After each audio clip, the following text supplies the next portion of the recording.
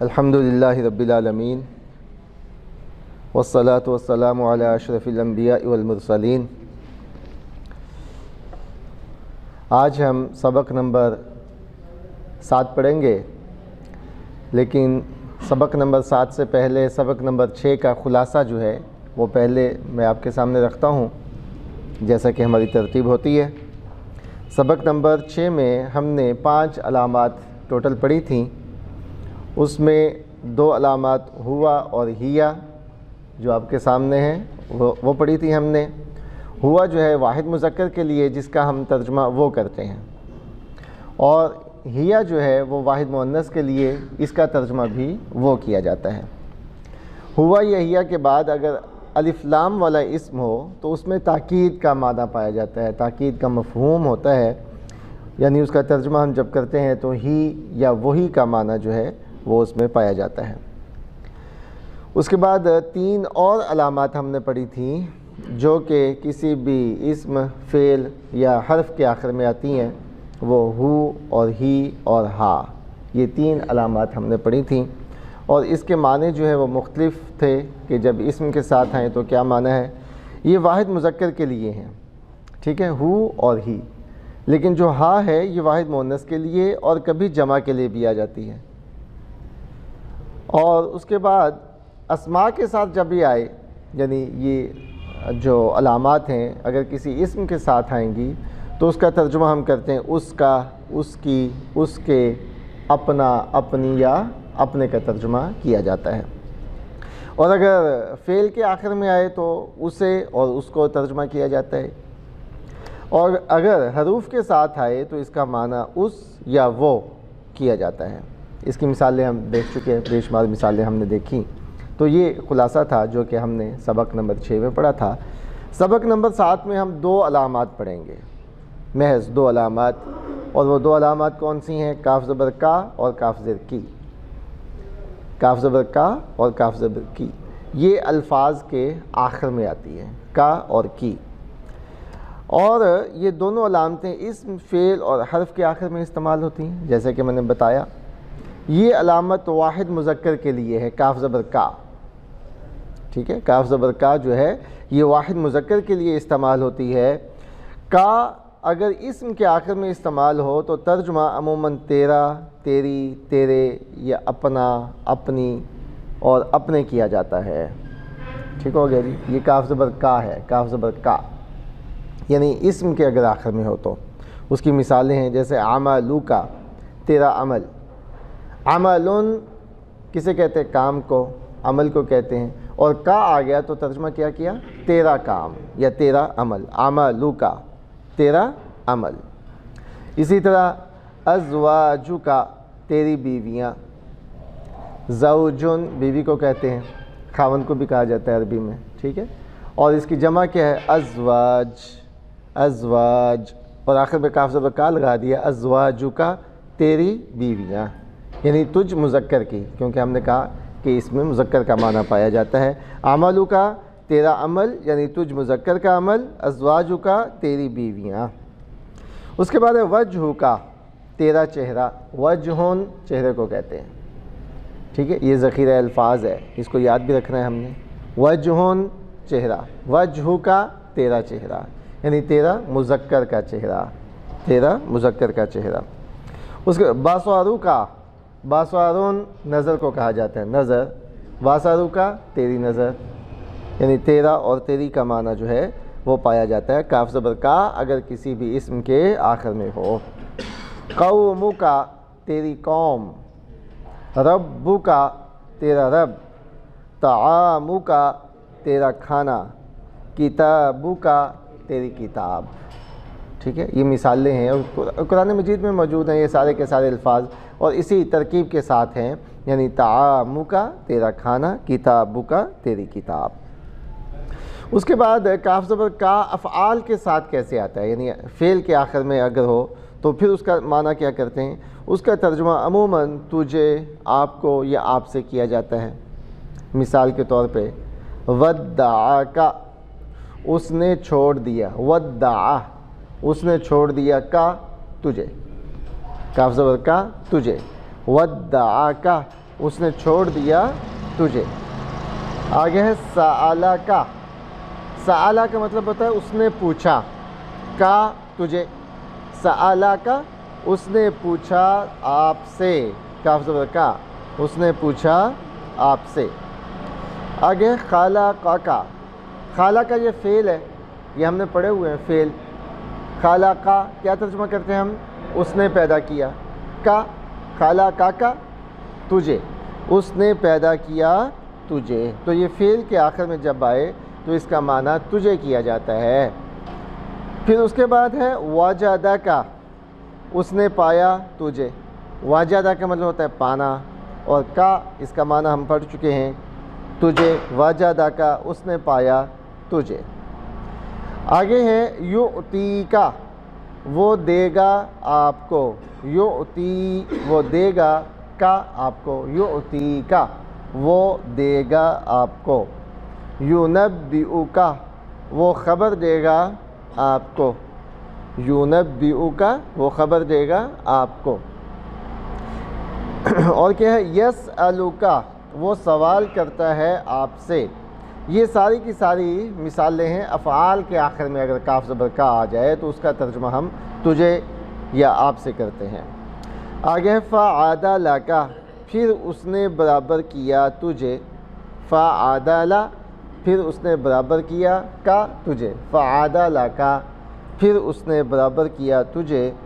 اب ہے کاف زبر کا حروف کے ساتھ آئے تو کیا معنی ہوتا ہے؟ پہلے ہم نے اسماء کے ساتھ پڑھا، پھر افعال کے ساتھ پڑھا، اب ہم حروف کی طرف آتے ہیں کہ اگر حروف کے آخر میں کاف زبر کا ہو تو اس کا ترجمہ عموماً تو، تجھ یا تیری کیا جاتا ہے۔ اس کی مثالیں جو ہیں تیری یا تیرے، اس کی مثالیں ہیں انکا بے شک تو۔ ان یہ حروف ہے، ہم نے پڑھے ہوئے ہیں، ان بے شک، اور کا تو۔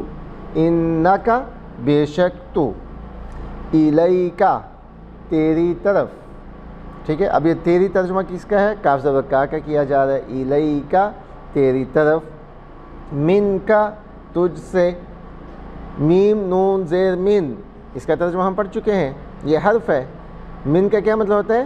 سے، اور یہ اردو میں استعمال ہوتا ہے لفظ من جانب، ہم لکھتے ہوتے ہیں نا من جانب، تو یہ یعنی کس کی طرف سے یہ ہوتا ہے۔ اور اسی طرح الیکا تیری طرف۔ اس کے بعد ہے علیکا تجھ پر، یہ اعلیٰ ہے لفظ اور اس کے ساتھ کیا ہے؟ کاف زبر کا ہے، تو علیکا تجھ پر، لکا تیرے لیے، بی کا تیرے ساتھ۔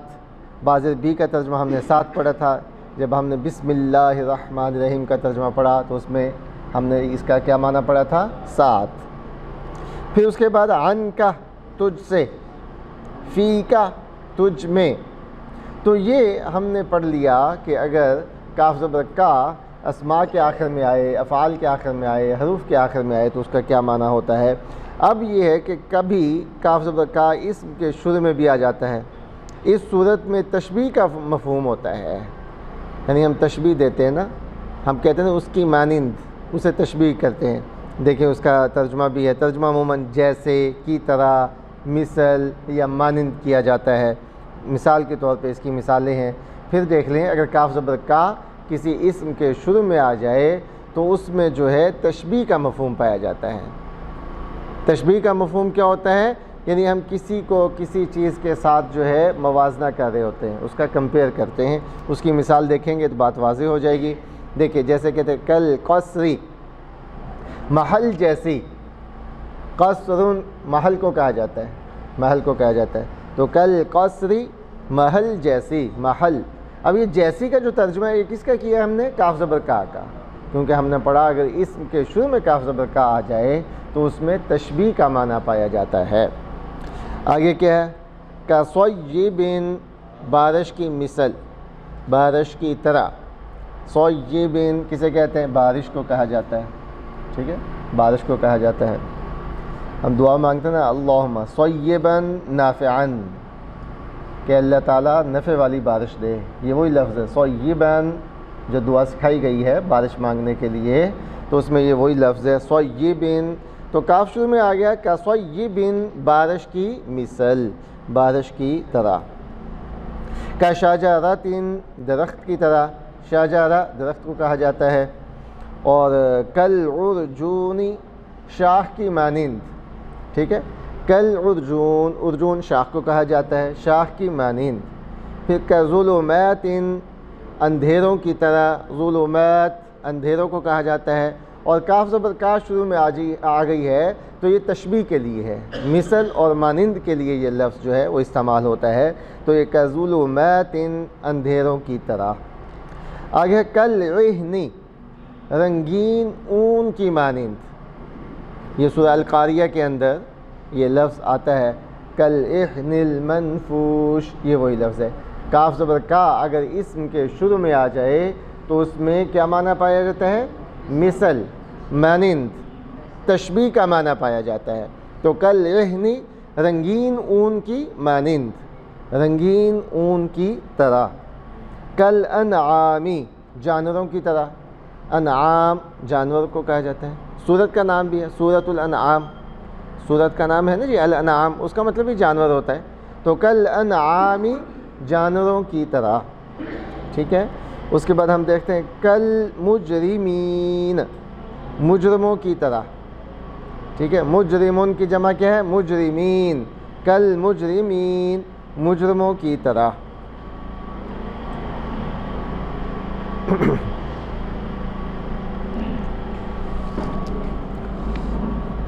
یہ مثالیں ہیں کچھ، یعنی کاف زبر کا اگر اسم کے شروع میں آ جائیں وہ ہم مثالیں دیکھ رہے ہیں۔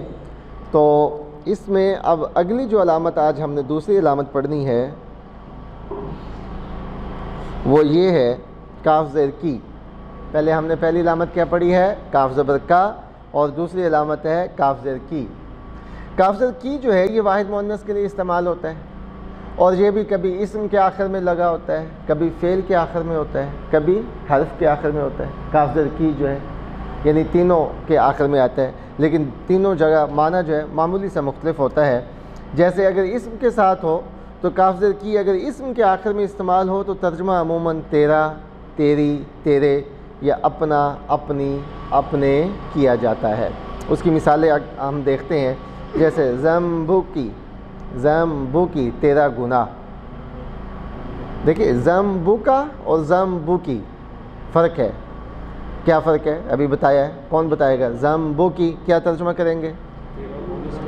ہاں تیرا مؤنث کا گناہ، ذنبکی یہ مؤنث کا معنی پایا جاتا ہے واحد مؤنث کے لیے، ذنبکی تیرا مؤنث کا گناہ، ذنبکا تیرا مذکر کا گناہ۔ یہ مذکر اور مؤنث کا فرق ہے کاف زبر کا اور کاف زیر کی میں۔ اس کے بعد ربکی تیرا رب، یعنی تجھ مؤنث کا رب، اصل میں ترجمہ کیا ہے؟ تجھ مؤنث کا رب، ربکی، اور تجھ مذکر کا رب ہو تو کیا بولیں گے؟ ربکا، بالکل ٹھیک ہے، پہچان ہوگی یہ آپ کو۔ ابوکی تیرا باپ، امکی تیری ماں، اور آگے قرآنی آیات ہیں اس کے اندر یہ لفظ استعمال ہوا ہے، یعنی کاف زیر کی جو ہے یہ ایک علامت استعمال ہوئی ہے، اس کا استعمال بتایا گیا ہے۔ اور واستغفری اور بخشش مانگ، لذنبکی اپنے گناہ کی، ٹھیک ہے، واستغفری اور بخشش مانگ، لذنبکی اپنے گناہ کی۔ ابھی لفظ ہم نے پڑھا تھا ذنبن کسے کہتے ہیں؟ گناہ کو، لذنبکی اپنے گناہ کی، یہ اپنا ترجمہ کس کا کیا ہے ہم نے؟ کاف زیر کی کا۔ یہ سورہ یوسف کی آیت ہے۔ آگے سورہ مریم کی آیت ہے، وہ بھی آپ دیکھ لیں، انما انا رسول ربک، بے شک میں تیرے رب کا رسول ہوں، ٹھیک ہے، انما انا بے شک میں رسول ہوں، ربکی تیرے رب کا۔ اب یہ کاف زیر کی جو ہے یہ واحد مؤنث وہی لفظ ہے، یہ سورہ مریم کی آیت ہے۔ آگے ہے کاف زیر کی افعال کے آخر میں، یعنی تب کیا معنی دے گی؟ افعال کے آخر میں اگر اس کا استعمال ہو تو ترجمہ اس کا عموماً تجھے، آپ کو یا آپ سے کیا جاتا ہے، تجھے، آپ کو یا آپ سے۔ اور اس کی مثالیں ہم دیکھ لیتے ہیں، اور مثالیں جو ہے یہ قرآن کی آیات ہیں، جو سے سورہ آل عمران کی آیت ہے، یا مریم ان اللہ اصطفاکی وطہرکی، اے مریم بے شک اللہ تعالیٰ نے اصطفاکی تجھے چن لیا ہے، ٹھیک ہے، اصطفیٰ یعنی تجھے چن لیا ہے، اصطفیٰ یہ لفظ ہے، اور اسی سے لفظ ہے مصطفیٰ، نبی صلی اللہ علیہ وسلم کا نام ہے، یعنی چنا ہوا، حضرت محمد صلی اللہ علیہ وسلم کا نام مصطفیٰ، یہ اسی سے ہے۔ ان اللہ اصطفیٰ کی، اے مریم بے شک اللہ نے تجھے چن لیا، وطہرکی اور تجھے پاک کیا ہے۔ اب یہ دیکھیں مؤنث ہے نا، مریم علیہ السلام ہے، تو اس لیے مؤنث کا جو علامت ہے وہ سامنے آ رہی ہے، مؤنث کی علامت آ رہی ہے، اصطفیٰ کی وطہرکی، یعنی تجھ مؤنث کو، اے مریم بے شک اللہ نے تجھے چن لیا اور تجھے پاک کیا ہے۔ یہ مثال ہے قرآن مجید کی۔ اور اسی طرح اگر کاف زیر کی حروف کے آخر میں آئے، یعنی حرف کے اگر آخر میں آئے تو اس کا ترجمہ ہم تو، تجھ، تیری کیا جاتا ہے، ٹھیک ہے، اس کا ترجمہ تو، تجھ یا تیری اس کا کیا جاتا ہے۔ اس کی مثال ہے علیکی، تجھ پر، ٹھیک ہے، علیکی تجھ پر، انکی بے شک تو، الیکی تیری طرف، الیکی تیری طرف۔ تو یہ آج ہم نے صرف دو علامات پڑھی ہیں، ایک علامت کاف زبر کا پڑھی ہے اور ایک کاف زبر کی پڑھی ہے۔ کاف زبر کا جو ہے وہ واحد مذکر کے لیے استعمال ہوتا ہے، اور کاف زبر کی جو ہے وہ واحد مؤنث کے لیے استعمال ہوتا ہے۔ پھر ہم نے اس کا استعمال پڑھا ہے کہ اگر اسم کے آخر میں آئے تو کیا معنی ہوتا ہے، فعل کے آخر میں آئے تو کس معنی میں یہ پڑھی جاتی ہے، اور اگر حرف کے آخر میں آئے تو کاف زبر کا اور کاف زبر کی کا کیا ترجمہ ہوتا ہے۔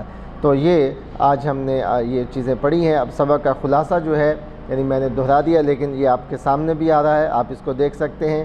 پہلی علامت کاف زبر کا واحد مذکر، دوسری علامت کاف زبر کی واحد مؤنث ہے، اور اس کا ترجمہ کیا کرتے ہیں، اسم کے ساتھ ہو تو تیرا، تیری، تیرے، اپنا، اپنی یا اپنے کا ترجمہ کیا جاتا ہے، اگر فعل کے ساتھ ہو تجھے، آپ کو، آپ سے کیا جاتا ہے، اگر حرف کے آخر میں ہو تو تجھ، تیری اس کا ترجمہ کیا جاتا ہے۔ اور ایک اور بات ہم نے آج پڑھی ہے کہ اگر کاف زبر کا اسم کے شروع میں ہو تو یہ تشبیہ کا مفہوم اس میں پایا جاتا ہے، یعنی اس میں مانند یا مثل کا معنی جو ہے وہ پایا جاتا ہے، کہ جیسے ہم نے بہت ساری مثالیں دیکھی ہیں، جیسے قصیبن بارش کی مانند۔ تو یہ آج الحمدللہ ہمارا سبق نمبر 7 جو ہے وہ مکمل ہوا ہے۔